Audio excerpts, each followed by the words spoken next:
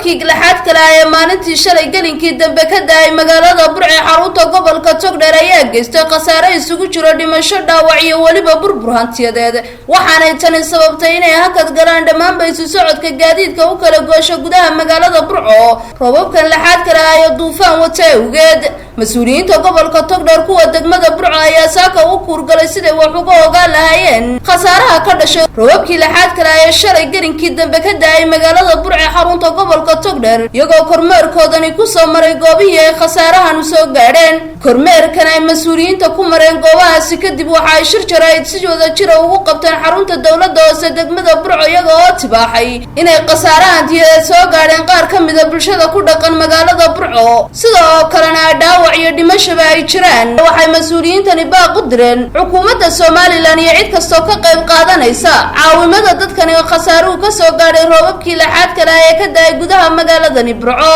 ayagoo arrimahaasi ka hadlaya waxay yiraahdeen dhirtii magaalada dirkaba waxba u geystay dadka laftiisa Ilaahay subhanahu wa ta'ala ha u naxariistay qof dumari waa ku dhimatay dhaawaca kalena sida na soo gaadhay imika ilaa 20 buu gaadhay khasaaraha xaafadda Kowsar oo sandaqado u badan oo IDB ahayd ilaa 710 sandaqadood baa ay roobkaasi burburi 724 guri 710 guri qiyaasan 24 guri waxay ahaayeen waxa weeye guriyihii Libanka ee jaajuurka 700 dheeraadka kalena waxa weeye sandaqadii waa goobta ugu khasaaraha badan leh magaalada Burco xaafadda iyaduna IDB ga Ali Hussein khasaaraheedu ma badna 20 guri ayaa iyaga ka dumay 20 ka guri 13 shil taris ama sandaqadii 7 gurina waxa weeye guriyihii jaajuurka marka la isku daro labada IDB 734 iyo 20 meela 750 guri way labada IDB oo kali IDB ga saddexaad oo aadan Saleemaana dhibaato buuran ma gaadhin dhowr sandaqadood baa la sheegay waxa magaalada ku soo rogmaday daad aad u badan haween 954 guri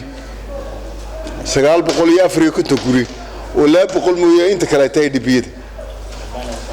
754 guri baa Ali Hussein iyo Kowsar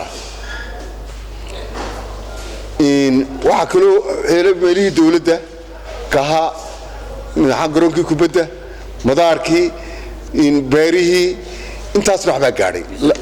iyo 3 iskuul 200 oo guri oo magaalada ana waxba gaadhay Ilaahay u naxariistay marxumadaasna waa ku dhimantay dad 20 qof gaadhayaan waa ku dhaawacmeen taas waa taa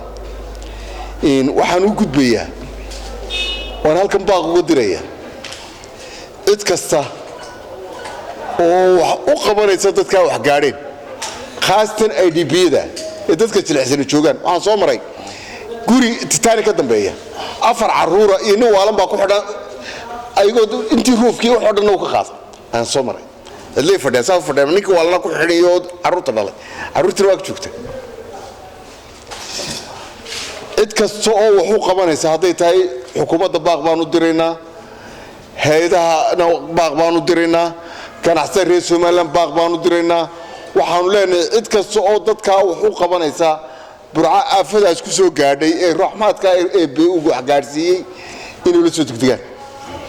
إن كل أنا كنت قبلها مثل الإسكولات دبي وكليو تو أود بيش تو دولة توصل أنت أي قمانيس وقرانسا وحن أود وين دولة ده حق بالكجوكتا يدولة توصل أي دعوة هاي نوكياني مركب حوين نقيل دان ودرو إتكسو وحق قمانيسا أعطيته هيدا حطيته متقانا إن دولة ده حطيته كان أحسن رئيس مالن لما وحن كعصرنا إن أساس من الله صدره نبتدي دعضي سوى الله وقبضتك وواحد قبلها نجعوين waxaana anagu waxba ka qaban karaynin meelaha dawladda dubeyda wasaaradaha iyo dawladda hoose cid walba oo la qeysan kara laakiin dhibta gaadhay IDP-yada waxay u baahan yihiin